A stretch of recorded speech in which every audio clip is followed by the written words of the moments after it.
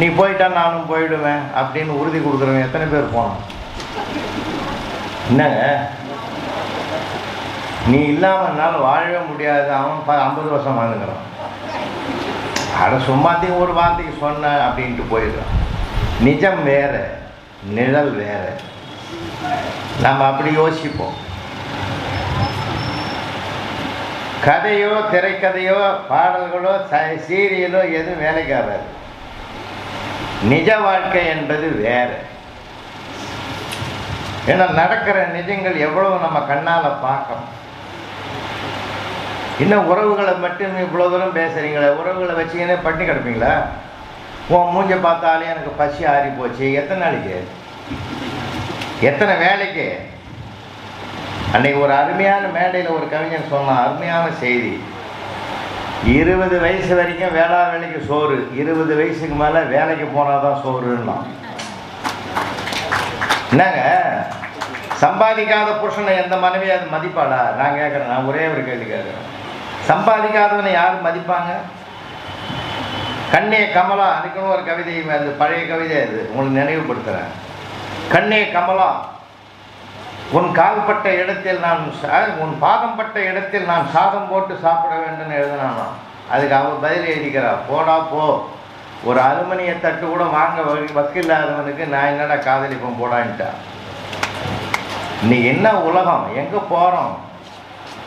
எங்கள் தாத்தா பாட்டி காலத்தில் கல்யாணத்தில் சொர்க்கத்தில் நிச்சயிக்கப்பட்டதுன்னா இப்போல்லாம் ரொக்கத்தில் நிச்சயிக்கப்படுகிறது. என்னங்க அதான் உண்மை. 500 பவுன் அப்பா சொல்கிறாரு பையன்கிட்ட, டேய் கஷ்டப்படாத, பொண்ணு கொஞ்சம் கருப்பு, ஒரு 30 பவுன் கொஞ்சம் கருப்பு கலந்து இருக்குது, 30 பவுன் போடுறாங்க. இன்னொரு பொண்ணு பார்த்தா ஜாதக பொருத்தம் இருக்குது, ஆனால் ரொம்ப கருப்பு, இதை விட ரொம்ப கருப்பாக இருக்குது, 50 பவுன் போடுறேன்றாங்க. என்னப்பா சொல்கிறேன்? அதை விட கருப்பாக கொஞ்சம் பாருப்பா.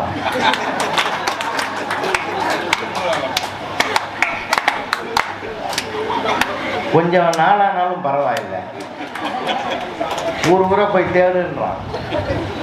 அவனுக்கு தெரியுது அந்த உண்மை. பணம் இல்லாத நீங்கள் என்ன சார் பண்ண முடியும்? பாக்கெட்டில் பணம் இருந்தால் திரும்ப. இப்போ நம்ம ஜெகதீஷ் சார் இருக்கார், சத்வா சாரில் நான் பஸ் ஸ்டாண்டில் இறங்கிட்டேன், அவர் பாக்கெட் நிறைய பணம் இருந்தது, புலவரை அப்படியே போகிறது வாங்க ஓட்டுக்கு போவோம், போய் சாப்பிட்டு வருவோம். ஏன் அவர் வாங்கி கொடுக்குற தெம்பை கொடுத்தது எது? அவர் பாக்கெட்டில் இருக்கிற பணம் சார். இது எல்லாருக்கும் பொருந்தும், எல்லாருக்குமே பொருந்தும். இந்த பணம் என்ற ஒன்று தீர்மானிக்குது. அதனால்தான் என் பாட்டன் வள்ளுவன் சொன்னார், செய்க பொருளை. முதல்ல பொருளை செய்டா. ஏன் தெரியுமா? பொருளிலார்க்கு உலகு இல்லை, அருளிலார்க்கு அவ்வுலகு இல்லை. அந்த உலகத்தை அப்புறம் பார்ப்போம். யார் போய் பார்த்துட்டு சொன்னான் அந்த உலகம் ஒன்று அருமையாக இருக்குது, நீ எப்படா போன? சும்மா ஒரு கற்பனையில் அள்ளி விடுறான். அந்த உலகம் இந்த உலகம் எது தெரியுமா? மறுபிறவின்றது எது தெரியுமா? மறு உலகன்றது எது தெரியுமா? இப்போ சொன்னீங்கல்ல, கர்ணன் என்ற ஒரு பெயரை நாம சொன்னோம்ல, கர்ணனுக்கு இதுதான் மறு உலகம். மறுபிறவின்றது கர்ணனுக்கு அவன் பிறவி அழிவே அழியாதே, கொடுத்ததனால் அவன் நிலை பெற்றிருக்கிறான். அதான் மறுபிறவி. பேரறிஞர் அண்ணா எந்த நூற்றாண்டிலாவது பேரை மறைக்க முடியுமா? ஏன்? அவர் அந்த மறுபிறவிடைய செயல்களை சாதித்திருக்கிறார். கடைக்கோடி மனிதனும் கடைத்தார வேண்டும் என்று பாடுபட்டிருக்கிறார். அதை தான் சொல்ல. பெருந்தலைவர் காமராஜர் நீங்கள் அதுதான் மறுபிறவி. நம்ம பேரை நாம போன பிறகு ஒரு சமுதாயம் சொல்லுதுன்னா அதான் மறுபிறவி. அதுதான் மறுபிறவி. பொருளிலார்க்கு அவ்வுலகில்லை. இந்த பொருளை வாரி வழங்கினா அருளிலார்க்கு அருளாளனாக மாறுகிற அடுத்த பிறவி. அருள்முருக கிருபானந்த வாரியார் சுவாமிகளுடைய பெயரை எவராவது மறைக்க முடியுமா? வரலாற்றிலிருந்து எடுக்க முடியுமா? இந்திய சரித்திரத்தின் ஆன்மீகம் சைவமும் தமிழும் என்றால் அந்த 4வருக்கு பிறகு 5வராக அவர்தான் பெயர் நிலை பெறுவார். அதுதான் மறுபிறவி. சும்மா அங்கே இருக்குது இங்கே இருக்குது நிறைய பேர். அதனால் தான் சொன்னாங்க, ஒரு கணவன் புருஷனும் பொண்டாட்டியும் பேசிக்கிறாங்க, மாமா சொர்க்கம் நரகம்லாம் பேசிக்கிறாங்களே, நீங்களும் நானும் ஒன்றா போகிற இடம் தானே சொர்க்கம்னு. அடியே உனக்கு விஷயம் தெரியாத சொல்லாத, மாமா மட்டும் போகிற இடத்துக்கு தான் சொர்க்கம்னு பேர். அது சரி மாமா, நான் சொர்க்கத்தில் எப்படி என்ன அப்படின்னு கேட்டுது. இப்போ மாமா இருக்கிறல்ல, சொர்க்க வாசல் திறந்துருந்து உள்ளே போனோம்னா ரம்பா, ஊர்வசி, திலோத்தமை, அழகியெல்லாம் வந்து மாலை போட்டு என்னை கை பிடிச்சி கூட்டி போவாங்க. அது சரி மாமா, நரகம்னா என்ன? நரகமா, அங்கே வந்து உன்னை தான் நீ தான் போகிறன்னு வச்சுக்க, ஒரு கருப்பு குரங்கு வந்து உன்னை கை பிடிச்சி கூட்டி போகும் அப்படின்னா. அந்த அம்மா சொல்லிச்சு, போ மாமா, உனக்கு இங்கேயும் அழகு அங்கேயும் அழகு, எனக்கு மட்டும் இங்கேயும் முடிஞ்சு போச்சா?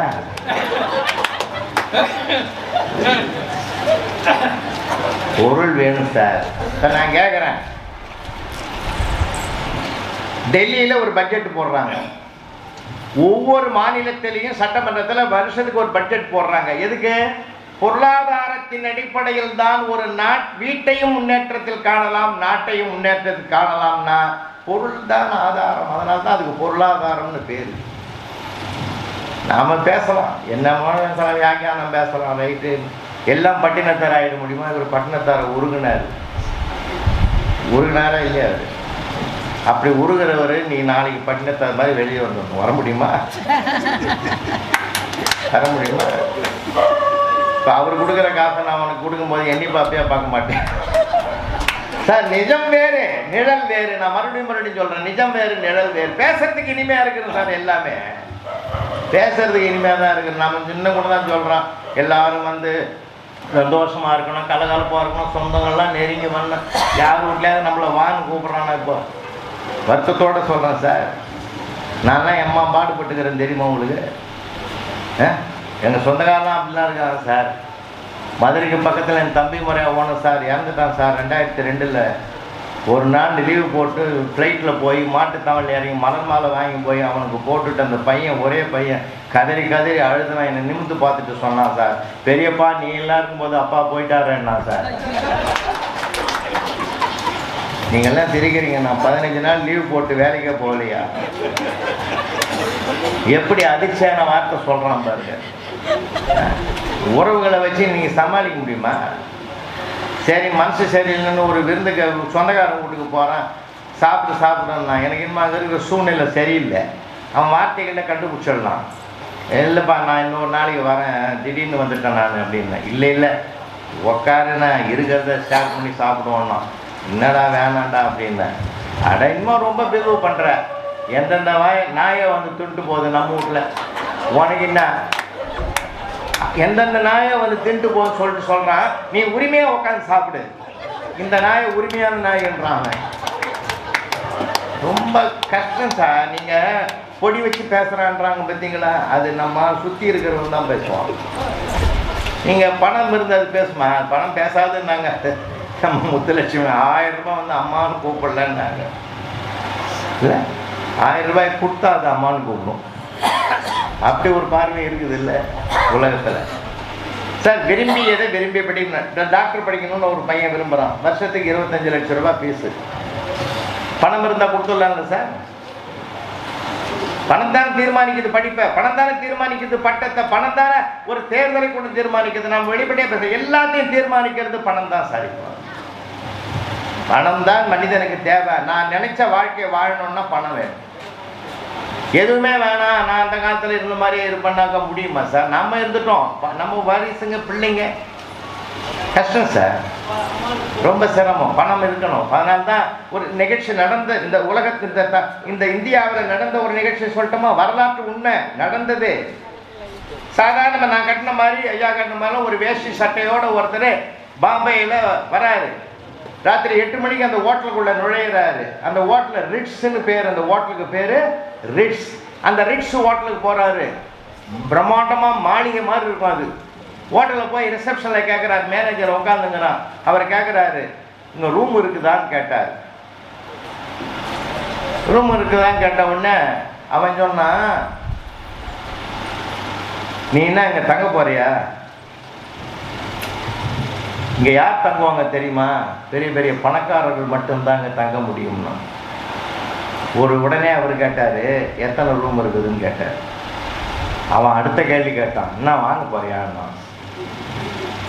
இதான் சார் நடந்தது. என்ன வாங்க போறியான்னா, அப்படியே வெளியில் வந்தார், டாக்ஸியில் எடுத்துங்க காரில் உட்காந்தாரு, நேராக ஓனர் வீட்டுக்கு போனார். ஓனர் வீட்டுக்கு புள்ள நுழையிறாரு. அந்த ஓனர் அலறி அடிச்சுக்கின்னு ஓடி வந்து, ஐயா தெய்வமே, இந்த நேரத்தில் ஏன் நம்ம வீட்டுக்கு வந்திருக்கேன், ஒரு வார்த்தை ஃபோன் பண்ணக்கூடாத, நான் வந்திருப்பேன்னாரு. உட்கார், நான் அதுக்காக வரல. அந்த ஹோட்டல் என்ன விலை? செக் புக்கை எடுத்தார், டேபிளில் வச்சார், நீயே பூர்த்தி பண்ணிக்கோ, அது எத்தனை கோடியாக இருந்தாலும் நீ எழுதிக்கோ, ஹோட்டல் சாவி எனக்கு வரணும். உடனே ஹோட்டல் சாவி வாங்கி கொடுக்கறதுக்கு அந்த அப்படியே அலறி அடிச்சுக்கின்னு காரில் ஏறி உக்காந்து நேராக அந்த ஹோட்டலுக்கு வந்து ரிசப்ஷனில் மேனேஜர்கிட்ட பார்த்து ஓனர் சொன்னார், அந்த சாவி அவர்கிட்ட ஒப்படைப்பான்னார். அவன் நடுங்கிக்கினே ஒப்படைச்சான். என்னமோ நடக்குதேன்னு கொடுத்துட்டு சொன்னார், உனக்கு இன்னிலேருந்து இங்கே வேலை இல்லைப்பான்னு பழைய ஓனர் சொன்னார். இவர் சொன்னார், வாங்கினவர் அப்போ தப்பு, நீயே மேனேஜராக தொடர்ந்து இரு, ஆனால் நீ சொன்ன வார்த்தை தான் இந்த ஹோட்டலை என்னை வாங்க வச்சுது. வாங்கவா போறியான்னு கேட்ட பற்றியா ஏளனமா? எந்த மனிதனையும் நீ ஏளனமாக பார்க்காதே, வாழ்க்கையில் தெரிந்து கொள். அப்பதான் தெரிஞ்சது அந்த ஹோட்டலை வாங்கினவர் வள்ளல் அழகப்ப செட்டியார் என்பது வரலாறு பேசுகிற உண்மை. அப்ப அவருக்கு அந்த தைரியத்தை கொடுத்தது யாரு சார்? ஒரு மனிதன் தன்னை கேவலப்படுத்துகிற போது சுயமரியாதையை காப்பாற்றிக் கொள்வதற்கு அவர்களை தூக்கி நிறுத்தியது அவரிடத்தில் இருந்த பணம் என்ற சொத்து என்ற ஒரு நம்பிக்கை தானே சார்? அப்போ ஒரு தனி மனிதனுடைய சுயமரியாதையை காப்பாற்றுறது இந்த பணம் தான். அதுதான் சொன்னார் திருவள்ளுவர், பொருளிலாக்கி உலகு இல்லை, செய்க பொருளை. மகாகவி பாரதி சொன்னார், பொருள் செய்தல் முதல் கடன். நீ எதை தேவையே தேவையில்லை. இப்போ நம்ம இன்ஜினியரிங் படிக்க வைக்கிறோம், எதுக்கு படிக்கிறோம்? ரொம்ப அறிவாளியாக இருக்கணும்ன்றதுக்காக. அதெல்லாம் கிடையாது. சம்பாதிப்பான், 10 லட்சம் செலவு பண்ணால் 1 கோடி சம்பாதிக்க போகிறான், அப்படி தானே? அது ஒரு முதலீடு மாதிரி தானே சார்? எல்லாமே ஒரு முதலீடு தானே சார்? எல்லாமே முதலீடு தானே. அதனால் இன்றைக்கி சொந்த பந்தங்களில் மகிழ்ச்சியாக இருக்கிறோம், அது வேறு விஷயம். வயிறு காலியாக போச்சுன்னா என்ன ஆகும்? எவ்வளோ நாளைக்கு சார் அன்பே அன்பேன்னு கொஞ்சவங்க? 300 ரூபாய் புடவையில நீ இன்னும் அழகாகிற தெரியுமான்னு ஒரு தீபாவளிக்கு ஏமாற்றலாம், அடுத்த தீபாவளிக்கு. அதுவே நம்ம தாய்மார்கள் உறவுகளில் இன்னமாக அறிவாக இருக்குது. அதுவும் பெண் பிள்ளைகள்லாம் இந்த காலத்தில் உண்மையிலேயே அவங்க மாதிரி அறிவாளி உலகத்திலே கிடையாது சார். நாமெல்லாம் வந்து பார்த்தா பேசினா தான் நமக்கு தெரியும், ஆனால் அவங்களாம் பார்த்தாலே கண்டுபிடிச்சிடுவாங்க. அந்த அளவுக்கு இருக்குங்க, பிரில்லியண்ட்டாக இருக்கு. ஒரு ஆள் டாக்டர்கிட்ட போனோம், மனோதத்துவ டாக்டர்கிட்ட. டாக்டர் எனக்கு 3 மாதமாக தூக்கம் இல்லாத கிடக்கிறேன். என்னடா விஷயம்னு. கட்டிலில் போய் படுக்கிறேன், எவனோ கீழே இருந்து என்னை பார்க்குற மாதிரியே இருக்குது. எட்டி பார்த்து கிடக்கிறேன் நான். அப்பப்போ அந்த மிரண்டு தூக்கம் வரலன்னா டாக்டர் மனசுக்குள்ளே கணக்கு போட்டார், ஒரு 10 வாரம் நீ வர வேண்டிய, வாரத்துக்கு ஒரு நாள் 1 மணி நேரம் ட்ரீட்மெண்ட்டு, 500 ரூபாய் ஃபீஸுன்னாரு. பைத்தாரு 5000 ரூபாய் அவர் கணக்கு போட்டார். அவர் கணக்கு போட்டுட்டு இவங்ககிட்ட சொன்னார், எப்போ வரேன்னாரு. இவன் மனசுக்குள்ளே ஒரு கணக்கு போட்டான், அவளை கேட்காம இங்கே ஒத்துக்கணும், வாழ்நாள் கூட தூங்க விடாது, பண்ணிட்டு வா அப்படின்னு முடிவு பண்ணி நான் போய் எங்கள் வீட்டில் கேட்டுன்னு வரேன்ட்டு போனவன் வரவே இல்லை சார். 1 மாதம் கழிச்சு இது மாதிரி ஒரு பிள்ளையார் கோயிலில் டாக்டரும் அவங்க சந்திக்கிறாங்க. போய் கேட்டுன்னு வரேன்னு சொன்னோம், மறுநாள் வரவே இல்லை, மாதம் 1 ஆகுதுன்னாரு டாக்டர். அது இனிமேல் வர வேண்டிய வேலையே இல்லை டாக்டரு, எங்கள் வீட்டுக்காரி சிம்பிளாக முடிச்சுட்டா, 100 ரூபீஸ்லேயே மேட்ரு முடிஞ்சு போச்சுன்னா. என்னடா பண்ணாங்கன்னு கேட்டார். கட்டில் பிரித்து விற்றுட்டா, விற்ற பணத்தில் 100 ரூபாய்க்கு பாய் வாங்கி வந்து கொடுத்து இதை படுத்துக்கிடான்ட்டா. இப்போ நான் பாயில் தான் படுத்துங்கிறேன், அதனால் அந்த மாதிரி யாரும் எட்டி பார்க்குற மாதிரி கனவே வர்றது இல்லைன்னு. முடிஞ்சு போச்சா? நம்ம பிள்ளைங்க மாதிரி பிரில்லியன்ட்டு உலகத்திலே கிடையாது. ஒரு ஆள் என்ன பண்ணான், உயில் எழுதி வச்சான். அவன் யாருக்குமே கொடுக்காம ஏகப்பட்ட கோடியை சேர்த்து வச்சிட்டான். அவன் என்ன உயிலில் நான் போன பிறகு என் கூடவே கொண்டாந்து அதையும் வச்சுடணும் அப்படின்னு எழுதிவிட்டான். ஊர் ஜனங்கள்லாம் வந்து பார்த்துங்குது, எம்மா வண்டியில் வரப்போகுதுன்னு. அவன் வீட்டம்மா வந்தது, டாக்ஸியில் வந்து இறங்கிச்சு, ஹேண்ட்பேக்கில் எடுத்தது, அந்த குழிக்குள்ளே கொண்டாந்து இறங்கி ஒரு செக்கை கிழிச்சு வச்சுடுது. எல்லா சொத்தையும் அவர் பேரில் எழுதிட்டேன், அவர் பாஸ் பண்ணிக்கிட்டோம் அப்படின்னு சொல்லிட்டு அது பாட்டுன்னு போயிடுது. இதுதான் இன்றைக்கி இருக்கிற டேலண்ட்டு, திறமை. உண்மையிலே சொல்கிறேன். பசங்க இதுவாகிட்டாங்க, பெண் பிள்ளைகள் பிறந்துச்சான்னு யாரும் கவலைப்படாதீங்க. அதுதான் இன்றைக்கி இப்போ ரொம்ப அறிவாளியாக இருக்குதுங்க. வீட்டுக்குள்ளே நுழைஞ்சாலே ஆம்பளை பையன் அமைதியாக இருக்கிறான், பொம்பளை பிள்ளைங்க தான் கலகலன்னு பேசுது. இப்போ காலம் மாறி போய் கிடக்குது. நேற்று எங்கள் வேலை செய்கிற ஒரு வாத்தியார் கூட எனக்கு ஃபோன் பண்ணார், சார் சேலத்தில் நீங்கள்லாம் நல்லபடியாக ரிட்டையர் ஆகிட்டீங்க, நாங்கள் தான் கஷ்டப்பட்டு கிடக்கிறோம். நான் என்ன நேற்று ஒரு 6ஆம் கிளாஸ் பையனை நான் அந்த கேட்குறேன், ஒரு நல்ல குடிமகனுக்கு எதிராக வேணும்னு ஊருகான்ட்டான் சார் அவன். அது எனக்கு அதுலேருந்து கேட்டதுலேருந்து எனக்கு மனசே பகீர்னாகி போச்சு. அது எப்படா தெரியும்னு அந்த பையனை கேட்டுக்கிறாரு. எங்கள் அப்பா வாங்கி வர சொல்லுவார் இன்னைக்கிறான். ஏன்னா அங்கே என்ன பிரச்சனைகளும் எதோ பிரச்சனையும் சொல்லி, ஏன்னா இன்றைக்கி இருக்கிற உலகம் அப்படி இருக்குது சார். ரொம்ப வருத்தமாக இருக்குது. எவனுக்குள்ளே என்ன இருக்குன்னு யாருக்குமே தெரியாது. பணம் பண்ணுற பாடு இருக்குது, கொஞ்சம் நெஞ்சம் கிடையாது. எல்லாருக்குமே சொல்கிறோம் நான், பணமும் வேணும், பணம் இல்லைன்னா வாழ்க்கையே கிடையாது சார். குற்றவாளி கூண்டையில் நிற்கிறான், விவாகரத்து கேட்டு அவன் நிற்கிறான். ஜட்ஜியார் சொன்னார், தீர்ப்பு எழுதுனா உனக்கு கஷ்டப்படுவிடான்னாரு. நீ எதை வேணாலும் எழுது, அவங்ககிட்ட பட்ட கஷ்டத்தோடு அந்த தீர்ப்பு கஷ்டமாக போகுது அப்படின்னா.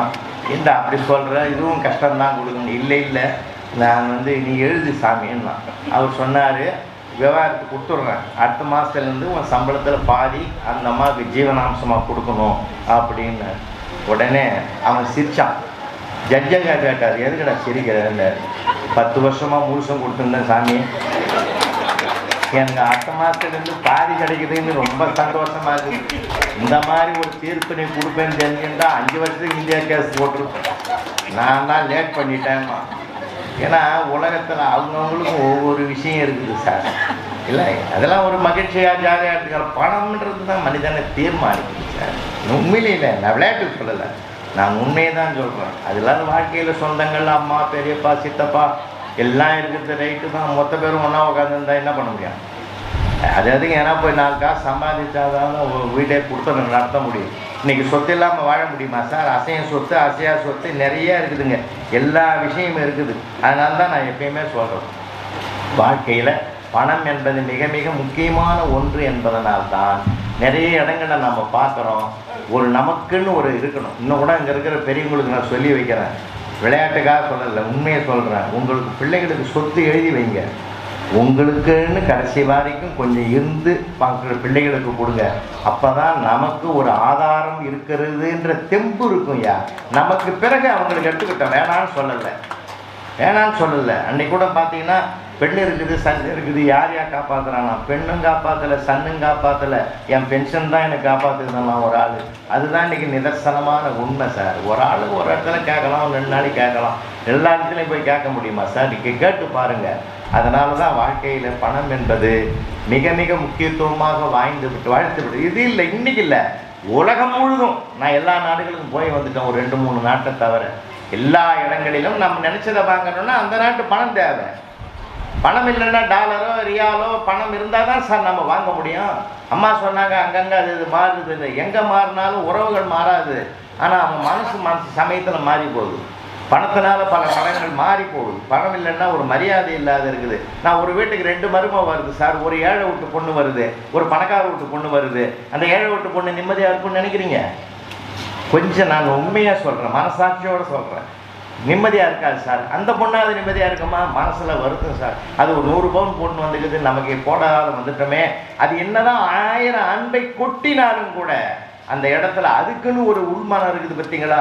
அந்த உள்மனம் அந்த பெண்ணை உறுத்திக்கிட்டே இருக்கோம்னா இதுதான் நிதர்சனமான வாழ்க்கை என்பது தான் மிக உண்மை. என்பதனாலே இந்த பட்டிமன்றத்தை பொறுத்தவரையிலே சொந்த பந்தம் தேவை, நாங்கள் இல்லைன்னு சொல்லலை, அதுதான் உண்மை.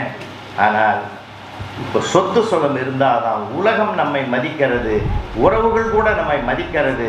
அவன் ஒன்றுமில்லாத வெட்டி பையன்னு பேசாமல் இருக்கணும்னா நமக்குன்னு ஏதோ ஒன்று எலி விளையானாலும் தனி விலை வேணும்னா பற்றியா? ஆகையினாலே சொத்து சுகமே என்று தீர்ப்பளிக்க வேண்டும் என்று இவர்கள் விரும்புகிறார்கள்.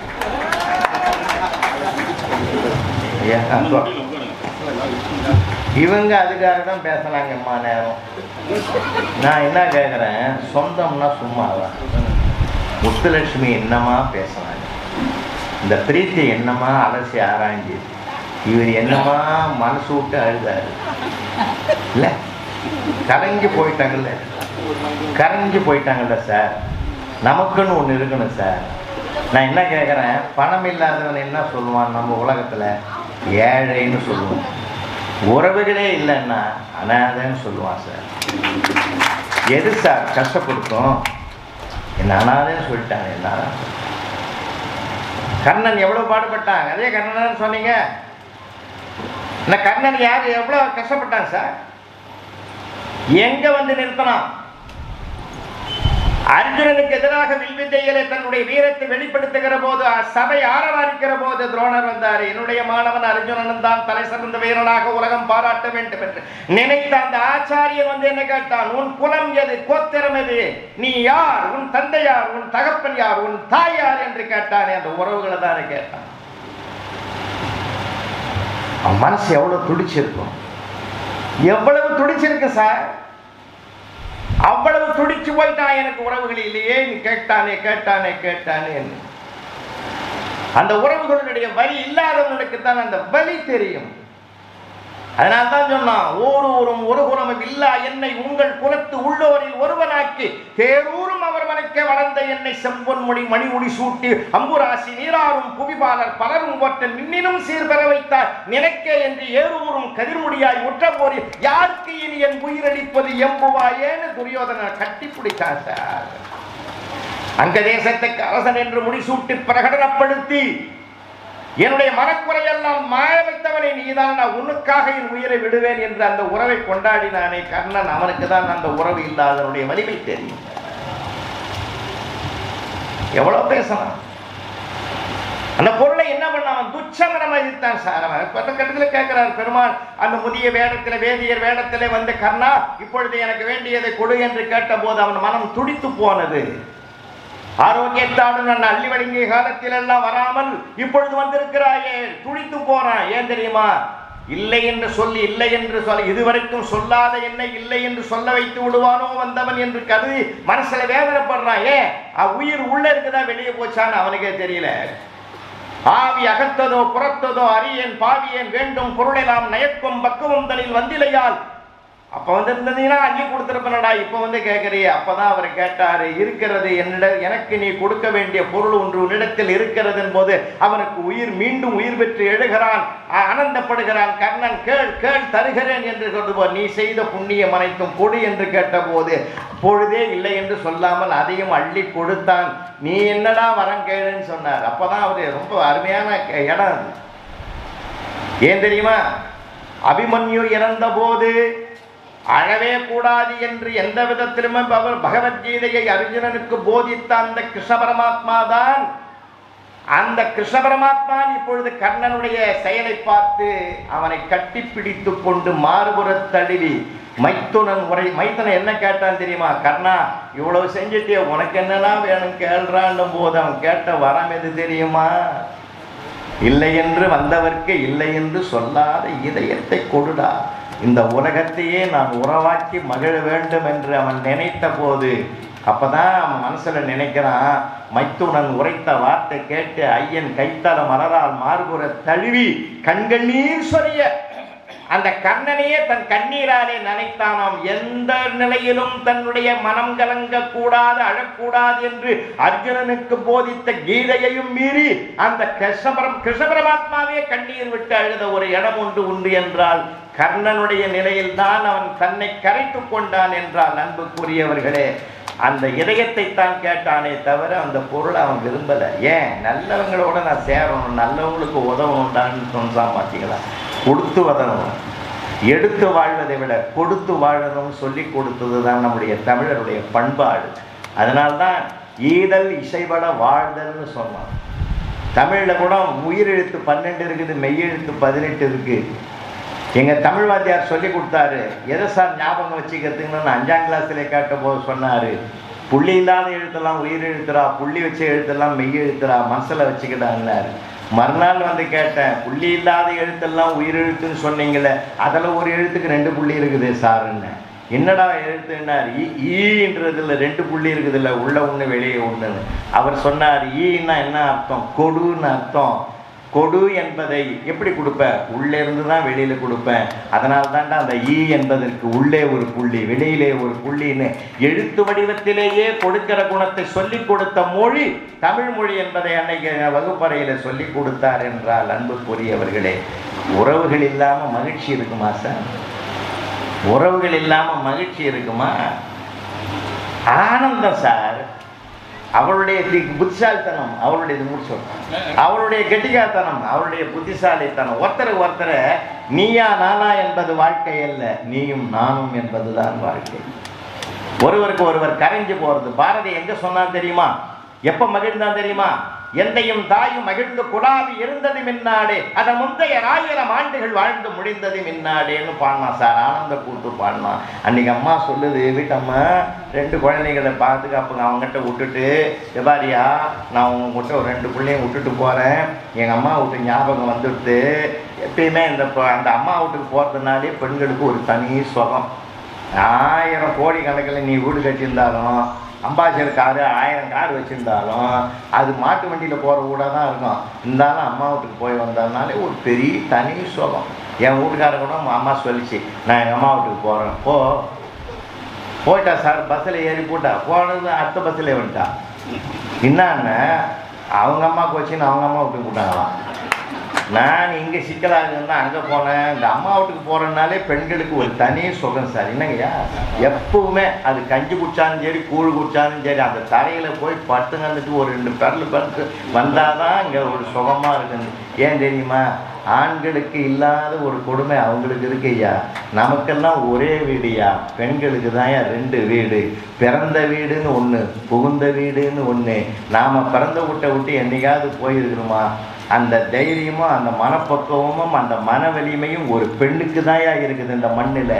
இல்லை, நாம் அந்த பொண்ணை பார்க்குறதுக்கு உறவுக்காரெலாம் 500 பேரை சேர்த்து கூட்டிங்கள லாரியில் போய் இறங்குறோம். ஆனால் நம்ம வீட்டுக்கு அந்த பொண்ணு வரும்போது தனியாக வருதியா? அதுனா எவ்வளோ தைரியமாக இருக்குன்னு கொஞ்சம் யோசனை பண்ணி பாரு. நாம் ஒரு பாதுகாப்போடு அவங்க வீட்டுக்கு போகிறோம், ஆனால் நம்ம வீட்டுக்கு அது தனியாக வருது. அவ்வளோ பேரையும் சமாளிக்கிற ஆற்றல் அந்த பொண்ணுக்கு இருக்குதுயா. அதனால தான் அந்த 2 பிள்ளையும் விட்டுட்டு என் அம்மா வீட்டுக்கு போகிறேன், 3 நாளும் அவன் நான் வர்றதுக்குன்னு சொல்லிட்டு போச்சு. சரின்னு வாசப்படி வரைக்கும் வந்தது, மனசு கேட்கல, திருப்பி உள்ளே போச்சு. யோ, பசங்களை விட்டு எங்கேயும் ஊர் சுற்றக்கூடாது, இங்கேயே வீட்டிலே இரு. ஆனால் ஒன்று, நீ வீட்டில் தான் இருக்கிறன்றதை நான் எப்படி கண்டுபிடிக்கிறது? நான் ஊரில் போய் எங்கள் அம்மாட்ட வந்து ஃபோன் பண்ணுவேன். ஃபோன் பண்ணும்போது நீ அந்த ஃபோனில் வச்சு மிக்சியை ஆன் பண்ணு, டர்ன்னு சத்தம் கேட்கணும். அப்போ நீ வீட்டில் இருக்கிறேன்னு நான் முடிவு பண்ணிடுவேன். சரி அதானே, ஓ பண்ணுறேன்ட்டான். 2 நாள் அப்படியே பண்ணோம். காலைல ஃபோன் பண்ணிச்சு, மத்தியானம் ஃபோன் பண்ணிச்சு, சாயந்தரம் பண்ணி. இந்த அம்மா என்ன பண்ணிச்சு, அங்கே போர் அடிச்சு போச்சு. 3 நாள் சொல்லிட்டு 3ஆவது நாளே வீட்டுக்கு வந்துச்சு. இது 3ஆவது நாளே வீட்டுக்கு வரும்னு இவனுக்கு தெரியாது. உள்ளே நுழைஞ்சா அந்த 2 பசங்களும் சோபாவில் உட்காந்துங்குது. அந்த பையனை கேட்டுது இந்த அம்மா, எங்கடா அங்கே வைப்பேன்னு. அது என்னமோ எனக்கு தெரியாதுமா, 2 நாளாக மிக்சி எடுத்து பையில் வச்சுக்கின்னு வெளியில் கிளம்பிடுறாரு. இப்போ எல்லா இடத்துலையும் ஃப்ளக் இருக்குது, எங்கன்னா கடையை கடத்தலாம் ஃப்ளக் இருக்குது. இல்லை, அவன் நம்ம ஆளுக்கு கட்டிக்காரனாச்சு, அவன் போடாத திட்டமா அது. நீ ஒரு ரூட்டு போட்டால் அவன் ஒரு ரூட்டு போடுவான். இவன் போகிற இடத்தெல்லாம் ஃபோன் வந்தால் உடனே சொல்லிவிட்டு அப்படியே வந்த கடையில் கெஞ்சி ஃப்ளக்கு சொல்லிட்டு ட்ரெஸ்ன்னு சத்தம் போடும். இவன் இந்த மாதிரி பண்ணிக்கிறான். அந்த அம்மா ஊந்து சிரிக்குது. சார், இந்த மாதிரி சிக்கல்கள் வரும், ஊழல் அதெல்லாம் வரும், சின்ன சின்ன சண்டைகள்லாம் வரும். குடும்பம்னா என்ன சார்? ஒருத்தருக்கு தான் ஆதரவு கொடுக்கறது தான் குடும்ப வாழ்க்கை. அதனால் சொந்தம் என்பது, இது இன்னொன்று சொல்ல போனால், பணம் என்பது நாம் சம்பாதிக்கிறதையா இல்லை, சொந்தம் என்பது கடவுள் கொடுத்த பிரசாதம். இந்த பிறவியில் நமக்கு அம்மா அப்பா வாய்ச்சது பெரிய பெருமை. அடுத்த பிறவியில் இதே அம்மா அப்பா வருவாங்கன்னு என்ன நிச்சயம் இருக்குது? இதே ஃப்ரெண்டுங்க வருவாங்கன்னு என்ன நிச்சயம்? அவள் தான் எல்லாத்துக்குமே துவண்ட காலத்தில் கூட தன் தோளை ஆலயமாக்கி ஆறுதல் கொடுக்கிற ஒரே தெய்வம். கட்டிய மனைவிதான் உலகத்திலே தலை சிறந்தவளாக இருக்கிறாள். அப்படி இருந்தால் அவனை விட ஒரு பொற்காலம் உலகத்திலே கிடையாது அந்த கணவனுக்கு. அப்படிப்பட்ட ஒரு வாழ்க்கையை மனைவி கொடுக்கிறாள். அவள் தான் தாயாக மாறுகிறாள். மனைவியாக இருந்து அவள் செய்த தொண்டு சேவைதான் தொண்டின் சிகரமாக தாயாக மாறுவதற்கே அது வழிவகுக்கிறது என்றால், ஒரு பெண் தான் மனைவியாகவும் தாயாகவும் மாறுகிற பக்குவத்தை பெறுகிறாள் என்று சொன்னால், அந்த பெண்ணுக்கு தான் அந்த சிக்கல் இருக்குது. அதனால்தான் இவரை பார்த்து யாரும் கேட்க மாட்டான். சதாசிவம் உங்களை எங்கே கட்டி கொடுத்தாங்கன்னு யாரும் கேட்க மாட்டாங்க. ஆணை பார்த்து உன்னை எங்கே கட்டி கொடுத்தாங்கன்னா அது அவமானம். ஒரு பெண்ணை பார்த்து உன்னை எங்கம்மா கட்டி கொடுத்தாங்கன்னா அது வெகுமானம். கட்டி கொடுத்தாங்கன்னு என்ன அர்த்தம் தெரியுமா? இன்னொரு குடும்பத்தை கட்டி ஆளுகிற பெருமை அவளுக்கு இருக்கிற காரணத்தினால்தான் உன்னை எங்கே கட்டி கொடுத்தாங்கன்னு கேட்குறான். எவ்வளோ பெரிய சிறப்பு இருக்குது ஒரு பெண்ணுக்கு. இது நம்ம நாட்டுக்கே இருக்கு, நம்ம மண்ணுக்கே இருக்கிற சொந்தமையா, நம்ம மண்ணுக்கே இருக்கிற சொந்தமையா. அதனால் அந்த பெண்ணு தான். இன்னும் சொல்ல போனால் ஒரு நிமிஷத்தில் நான் சொல்லி நிறைவு பண்ணுறேன். ஒரு வலின்றது யார் தாங்கிக்க முடியும் தெரியுமா? அழகாக சொன்னிச்சு அந்த பிள்ளை கடைசியில். அந்த கதவுக்கு பின்னாடி இருந்தெல்லாம் அழகான கதையெல்லாம் நீங்கள் சொன்னாங்க. அது உண்மை. அது ஒரு தகப்பன் ஸ்தானத்துலேருந்து நினச்சி பாருங்கள். ஒரு பெண்ணை கல்யாணம் பண்ணி கொடுத்து அனுப்புகிறோம் சார். மணமேடையிலேருந்து மாலையும் கழுத்துமா வீட்டுக்கு கூட்டாரமில்ல. யார் வீட்டுக்கு கூட்டியாரோம்? பொண்ணு வீட்டுக்கு கூட்டின்னு வரோம்ல. பொண்ணு வீட்டுக்கு கூட்டின்னு வந்து அந்த காலத்தில் எவ்வளோ விஷயம் வச்சுருந்தான் சார். இப்போல்லாம் நமக்கெல்லாம் அதெல்லாம் மறந்து போச்சு சார். இப்போ கல்யாணமே எல்லாம் பொம்மை கல்யாணமாகுது இல்லை? அதனால தான் உள்ளே நடக்கிறதும் பொம்மை கல்யாணமும் வாசல்லே ஒரு பொம்மையை நிறுத்தி வச்சுக்கிறான் இல்லை? அதில் ஒரு மாப்பிள்ளையை வந்து தகராறு பண்ணுறான் சார். அது 12:30 மணிக்கு அவங்க சித்தப்பன் வந்து அவன் வந்து சண்டை போடுறான். அவன் வந்து புல்லோடுக்கிறான் போலுக்குது. மாப்பிள்ளையை கூப்பிட்டு, என்னடா அவங்க அப்பா வெங்கடாஜலம் என்ன பெருசாக பண்ணிட்டேன், எங்கள் அண்ணன்டா அவன் 2 வருஷத்துக்கு மூத்தவன், நான் 2 வருஷத்துக்கு பின்னாடி வந்தவன். உங்கள் அப்பா எனக்கு போட்டுக்கிற லேட்டு வெங்கடாஜலன்னு போட்டுக்கிறேன், ஏன் லேட்டு தியாகராஜன் எனக்கு போடக்கூடாதா? அந்த பத்திரிகையில் இடமா இல்லை, எம்மா இடம் கிடக்குது. லேட்டுன்னா அர்த்தம் தெரியாமல் பேசுங்கிறான் சார். நான் மாப்பிள்ளை படித்த பிள்ளை, சமாதானப்படுத்தணும் இல்லை, கூடிய சீக்கிரத்தில் போட்டுடுறோம் சித்தப்பா, நீ வீட்டுக்கு போயிட்டான். உறவு வாழ்ந்தாலும் பேசும், தாழ்ந்தாலும் பேசும், வையகம் இதுதானடான்னா இது இப்படிலாம் நடக்கும் சார். இது அப்போல்லாம் என்ன நடக்கும் தெரியுமாங்க ஐயா? ஐயாவுக்கு தெரியாது இல்லை, உங்களுக்கெல்லாம் தெரியாது இல்லை. மருவுன்றதுன்னு ஒன்று உண்டு. கல்யாணம் ஆகினா அந்த மாமியார் வீட்டில் ஒரு 10 நாளைக்கு இருப்பான். ஏன் மாப்பிள்ளை வீட்டில் சோறு இல்லைன்னா அவங்க வீட்டில் போய் உட்காந்துருந்தா விருந்து கொடுப்பாங்க. எதுக்கு விருந்து கொடுப்பாங்க? அந்த காலத்தில் ஏன் தூண் வச்சு கட்டினான்னு தெரியுமா? தூணுக்கு பின்னாடி போய் அந்த மணப்பெண்ணு நிற்பா, அது நின்று பார்க்கும். என் மாப்பிள்ளையை உட்கார வச்சு தலைவாழை இலையை போட்டு மாமியார் பரிமாறும். உருளைக்கிழங்கு பொரியல் எடுத்து வைக்கும். இவன் லேசாக சாப்பிடுவான். இந்த அம்மா கண்ணாலே பாடம் நடத்தும். அது ஒரு நோட்டு வச்சுன்னு இருக்கும், உருளைக்கிழங்கு சாப்பிட்றான் எழுதிக்கோ. அதுக்கு அடுத்தது வெண்டைக்காயை அள்ளி வைக்கும். பச்ச வேகத்தில் எடுத்து வெடுக்குன்னு முழுங்கிடுவான். இவன் வெண்டைக்காய் பெரியன்னு எழுதிக்கோ அப்படின்னு நினச்சிக்கின்னு அந்த அம்மா மாமியார் மனசுக்குள்ளே நினைக்கும், அம்மா வெண்டைக்காயை தின்றான் ஆனாலும் மூளை வளரலையே அப்படின்னு மனசுக்குள்ளே நினச்சி அதுவே சிரிக்கும். சிரிச்சுட்டு அதுவே சமாதானம் ஆகிடும். ஒருவேளை நாம் நினைக்கிற மாதிரி இவனுக்கு மூளை வளர்ந்துருந்ததுன்னு வச்சுக்கோ, நம்ம வீட்டில் பொண்ணு கட்டிருக்கு பானோ அப்படின்ற ஒரு பயம் வரும் அதுக்கு. இப்படி ஒரு நாடகம் அதுக்குள் மனசுக்குள்ளே நடக்கும். அப்படியே வெண்டைக்காய் பெரியன்னு எழுதிக்கோ, கீரையை தொடவே மாட்டான். இவன் வாழ்நாள் போகிற இவனுக்கு கீரை பண்ணாத. இது அவனுக்கு வீட்டுக்கு வந்த பிற்பாடு, ஏங்க உங்களுக்கு என்னென்ன பிடிக்கும் அப்படின்லாம் கேட்கக்கூடாது. கேட்டு செஞ்சால் நாகரிகம் அல்ல, கேட்காமலே விரும்பியது செய்வதுதான் பெண்ணின் அழகு என்று அம்மா பாடம் சொல்லி கொடுத்ததாயா மறுவீடுன்னு ஒன்று வச்சிருந்தான். இப்போ யாரு 2 ஏதி சமைக்குதுப்பா. சுட தண்ணி வேணும்னா ஸ்விக்கியில் ஆர்டர் பண்ணுறான். போ ஒரு சொம்பு சுட தண்ணி வேணும் சீக்கிரம் எடுத்துன்னு வாங்குறான் சார். அதுக்குன்னு ஒரு ஆளை போட்டு வச்சுக்கிறான் அவன். இப்போல்லாம் பார்த்தோன்னா பிள்ளைங்க வேலை கிடைக்கல, அதாவது ஒரு டப்பா ஒன்று கட்டின்னு போகுது பைக்கில். பாவம், வாழ்க்கை போராட்டம், அது வேறு விஷயம். எதுக்குன்னா அந்த காலத்தில் அப்படிலாம் உறவுகளை வாழ்ந்தான், நெருக்கமாக இருந்தான். கல்யாணத்திலேயே சார் நாங்களாம் எவ்வளோ சொந்தங்கள் வரும். இப்போ எவனும் சொந்தமே நிற்கிறது இல்லை சார். அதுக்குன்னு ஒரு 10 பேரை நிற்க வைக்கிறான் சார். கான்ட்ராக்டில் பேசி வந்துக்கிறான். அதெல்லாம் மேக்கப் பண்ணின்னு பின்னாடி நிற்குது. நாத்தனார் உறவு சொந்தம் எதுவுமே காணோம். நான்லாம் கல்யாணம் பண்ணும்போது 45 வருஷம் போது ஐயர் தாலி எடுத்து கொடுத்தாரு சார். நான் ஒரு முச்சு தான் சார் போட்டேன். அந்த 2 முச்சையும் யார் போட்டான்னு இது வரைக்கும் தெரியாது எனக்கு. ஏன்னா அந்த பொம்பளைங்களாம் அது வாங்கி அது போடுது சார். அது இஷ்டத்துக்கு போட்டு அது மாதிரி அதான் சார் சொந்தம். இன்றைக்கி எல்லாம் அதுவும் போச்சு, எல்லாமே போச்சு. ஒரு பொம்மையை நிற்க வச்சுக்கிறேன், அது கும்பிட்டு கிடக்குது. பார்த்து இல்லையே கும்பிட்டு கிடக்குது. எவன் வந்து நம்மளை கூப்பிட்றோம்? அதாவது சாப்பாட்டுக்காக எவனா அது உள்ளே கூப்பிட்றான்னா, நானும் சதாசிவமும் ஒரு பந்தியில் மயிலா போட்டு ஒரு கல்யாணத்துக்கு போய் உட்காந்துக்கிறேன் சார். இவன் இதே கலர் தான் போட்டுக்கிறேன், நான் அதே கலர் தான் போட்டு சட்டையை போட்டு உட்காந்துக்கிறேன் சார். இடம் பிடிக்கிறதே பெரிய கஷ்டமாக இருக்குது. அதில் போய் நாங்கள் ஒரு ஆளை ரெடி பண்ணி வச்சுருந்தோம், 2 சீட்டு போடுறாங்க. அதில் போய் உக்காந்தோம் சார். உட்காந்து இப்போ பார்த்தீங்கன்னா டிராஃபிக்கில் மாட்டி சுகர் இறங்கிட போகுதுன்னு போய் உட்காந்தா அங்கே பின்னாடி அதுக்குள்ளே திரும்பி பார்க்குறேன், இலையை போடுறான், பின்னாடி 1 ரூபா நிற்குது சார். அதனால் சாப்பிட முடியுமா சார் நமக்கு?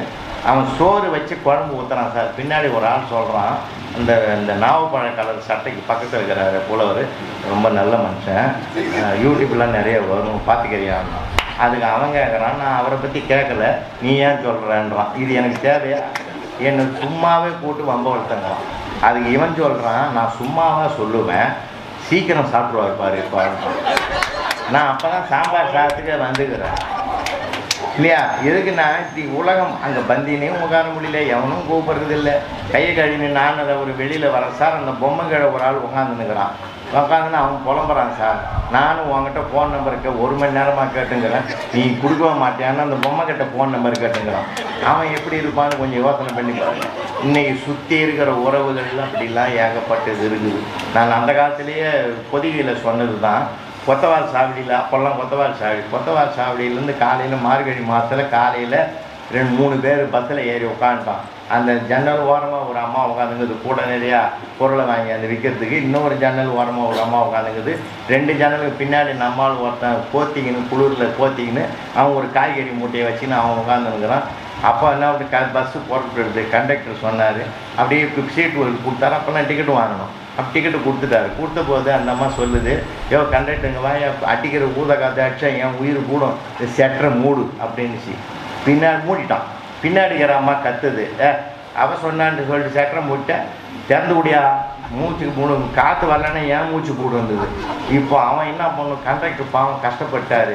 இப்போ இந்த செட்டரை மூடுறதா திறக்கிறதா, என்னடா புறப்படும் போதே காலையில் முதல் சிங்கிள்லே தகராறாகுதுன்னு சொல்லிட்டு தவிக்கும் போது பின்னாடி நம்மால் மூட்டை வச்சு நான் அவன் சொன்னான், ஒரு 5 நிமிஷம் திற, ஒன்று போகட்டும், ஒரு 5 நிமிஷம் மூடு, இன்னொன்று போகட்டும், நாம் நிம்மதியாக போகலாம்னா. அது கண்டக்டர் சொன்னார், என்னை கொண்டு கோர்ட்டில் நிற்க வச்சிரு பொழுது போலீஸ் கேஸ் ஆகிடும்.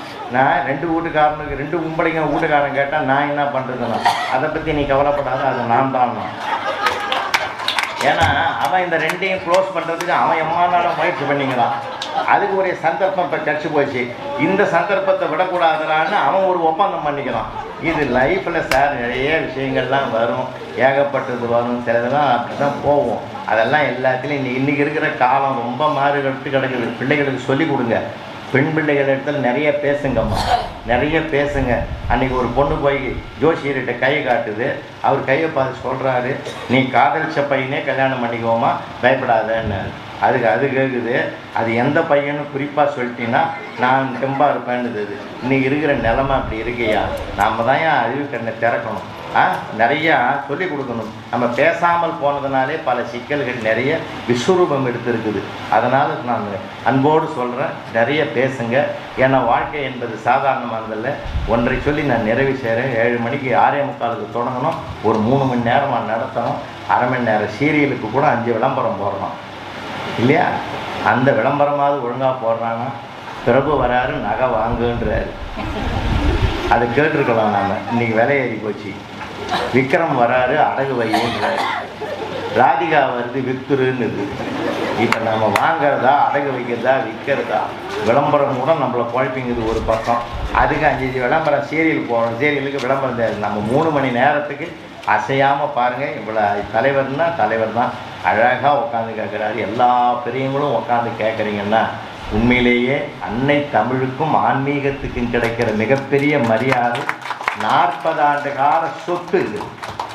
40 ஆண்டு காலமாக சேர்த்து வச்ச செல்வம். இந்த செல்வம் இவ்வளோ பேர் உட்காந்து கேட்குறாங்கன்றது பெரிய விஷயம்.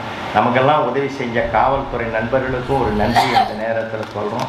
இந்த மைக் செட்டுக்காரருக்கும் நல்ல நன்றி. அருமையாக அந்த மைக்குப்பா நல்லா இருந்தது. ஏன்னா மைக் செட்டுக்காரரையும் நம்ம மதிக்கணும்.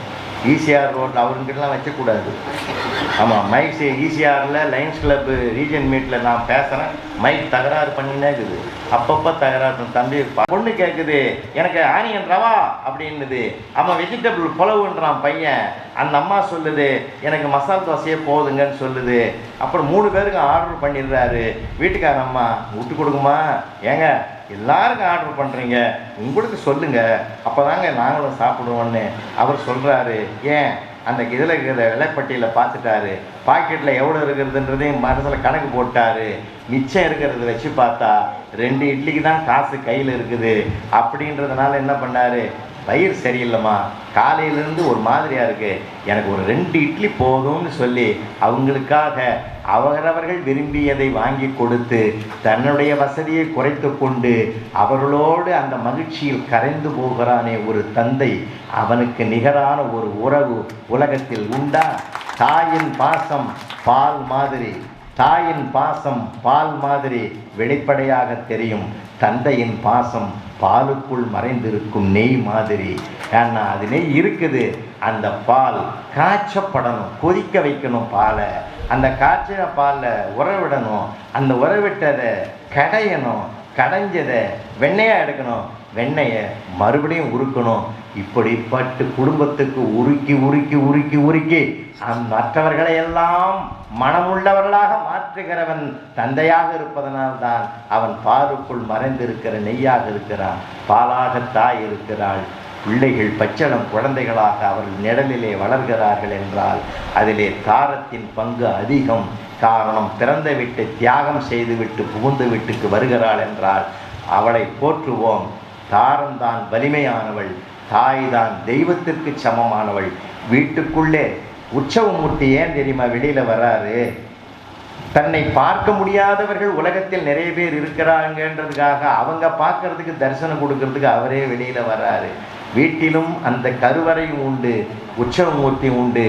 கருவறையில் இருக்கிற தெய்வம் தான் தாய், உற்சவமூர்த்தி தான் கட்டிய மனைவி. நாம் அவர்களை போற்றுவோம், குடும்பம் ஆனந்தமாக இருக்கும். ஒருவருக்கு ஒருவர் அல்ல, ஒருவருக்காக ஒருவர்தான் வாழ்க்கை என்பதனாலே சொந்த பந்தத்திற்கு 51 மதிப்பெண்கள், சொத்து சுகத்துக்கு 49 மதிப்பெண்கள் கொடுத்து அவர்களையும் பாஸ் பண்ண வச்சாச்சு. இவங்களையும் அதிக மார்க்கில் பாஸ் பண்ண வச்சுருவோம்.